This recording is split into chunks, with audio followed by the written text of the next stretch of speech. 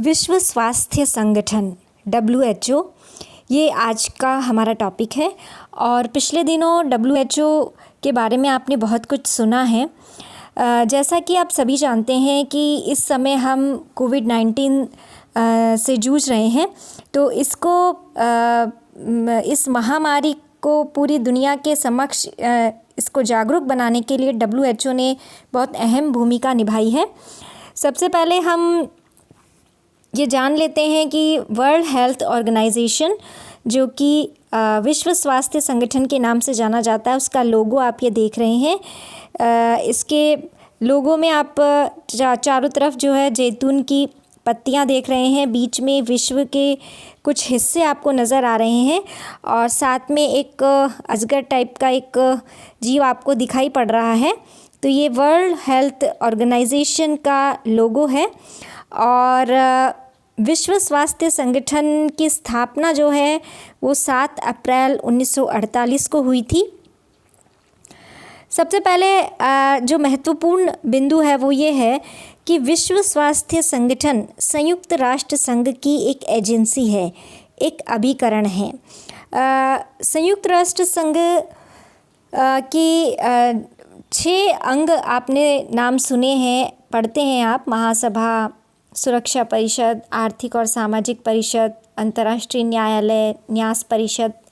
तो सचिवालय, ये जो 6 अंग हैं। इसके अलावा संयुक्त राष्ट्र संघ की कुछ अभिकरण भी हैं, जैसे नाम सुना होगा आपने यूनेस्को, यूनिसेफ, विश्व श्रमिक संगठन। तो इसी तर्ज पर WHO भी जो संयुक्त राष्ट्र संघ है उसका एक अभिकरण है। और वर्ल्ड हेल्थ ऑर्गेनाइजेशन का जो मुख्यालय है वो जेनेवा में है। इसके साथ ही वर्तमान में जो WHO है वो जो कोविड-19 का संक्रमण है उसको रोकने के लिए प्रयासरत है। लेकिन इसका जो अन्य महत्वपूर्ण कार्य अभी आपने देखने हैं वो ये है कि पूरे विश्व में स्वास्थ्य के लिए जो देश हैं उनको तकनीकी और आर्थिक सहायता देना, क्योंकि एशिया, अफ्रीका, दक्षिण अमेरिका के बहुत से जो देश हैं वो गरीब हैं, अविकसित हैं, उनको टेक्निकल हेल्प देना और उनको आर्थिक मदद देना, ये महत्वपूर्ण कार्य है विश्व स्वास्थ्य संगठन का। और इसके साथ ही साथ स्वास्थ्य के लिए विश्व स्तर पर सर्वे कराना, क्योंकि जो सर्वे होते हैं तभी हम स्वास्थ्य का पूरा डाटा इकट्ठा कर सकते हैं और डाटा इकट्ठा होने के बाद ही निर्णय लिए जा सकते हैं किसी भी संदर्भ में। तो ये पूरे विश्व के स्वास्थ्य का जो सर्वे कराने का कार्य है वो वर्ल्ड हेल्थ ऑर्गेनाइजेशन का है। इसके साथ ही साथ सबसे महत्वपूर्ण एक कार्य और करता है WHO, वो है गाइडलाइन जारी करता है, एडवाइज़री जारी करता है। अभी आपने देखा होगा कि बहुत बार WHO की एडवाइज़री आई कोरोना को लेकर के, और समय समय पर एडवाइज़री जब जारी की गई WHO के द्वारा तो उसी के आधार पर विभिन्न राष्ट्रों ने अपने यहाँ पे लॉकडाउन लगाए और कोविड-19 के संकट से से निपटने के लिए अपनी तैयारियां की। तो ये जो गाइडलाइन है, ये एडवाइज़री है, ये बहुत महत्वपूर्ण होती है। इसके साथ में विश्व स्तर पर स्वास्थ्य के लिए चर्चा करना, आपस में बातचीत करना और विभिन्न देशों के साथ नीतियां बनाना, कोई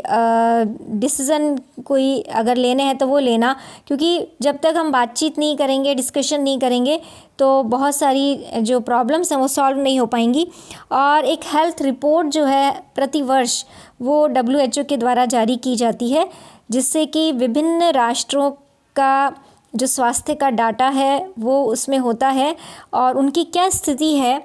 पूरी जो उसका वार्षिक आकलन है वो WHO के द्वारा किया जाता है। तो ये कुछ महत्वपूर्ण जो कार्य हैं वो इस स्तर पर किए जा रहे हैं। अब यहाँ पे हमें थोड़ा ये देखना है कि विभिन्न जो महत्वपूर्ण बीमारियां रही हैं पूरे विश्व में, जैसे पोलियो है, चेचक है, HIV है, HIV/AIDS है और स्वाइन फ्लू है, इबोला वायरस, ये कुछ महत्वपूर्ण समय समय पर बीमारियां आप इन बीमारियों का सामना विश्व को करना पड़ा है। तो इनके साथ निपटने में WHO ने बहुत मदद की है विभिन्न राष्ट्रों की, और इसके अंदर महत्वपूर्ण भूमिका WHO की रही है। यहाँ पे कोरोना को लेकर के भी निश्चित रूप से WHO की भूमिका सराहनीय रही है। लेकिन सबसे महत्वपूर्ण प्रश्न ये है कि विश्व स्वास्थ्य संगठन के पास जो फंडिंग है वो कहाँ से आती है, क्योंकि हम राजनीति विज्ञान विषय पढ़ रहे हैं और यहाँ पे हमें थोड़ा इसका पॉलिटिकल एनालिसिस करना होगा कि ये जो स्वास्थ्य संगठन है ये इसको जो वित्तीय सहयोग है वो कहाँ से प्राप्त होता है, क्योंकि हम ये मानते हैं कि जो आर्थिक मदद देता है उसके हाथ में ही सारी चाबियाँ होती हैं किसी भी संगठन की या किसी भी व्यवस्था की। तो यहाँ पे सबसे महत्वपूर्ण बिंदु यह है कि जो आर्थिक मदद है वो विकसित देशों के द्वारा WHO को प्राप्त होती है, क्योंकि इसके अपने कोई भी जो है स्वयं के स्रोत नहीं है, वित्तीय स्रोत। तो विकसित देश जो है अमेरिका है, और अन्य जो देश हैं वो उसको फंडिंग करते हैं। अब यहाँ पे WHO की भूमिका जो है वो कोविड-19 के दौरान कुछ संदिग्ध रही, ये ऐसा अमेरिका का मानना है, और अमेरिका ने इसी कारण से WHO की फंडिंग पर रोक लगाई है, क्योंकि जो चीन है, ऐसा माना जाता है कि जो ये कोरोना वायरस आया है ये चीन के द्वारा फैलाया गया या इस तरीके की बात है। तो लेकिन यहाँ पे विश्व स्वास्थ्य संगठन ने चीन के संदर्भ में चीन के बचाव की भूमिका निभाई है।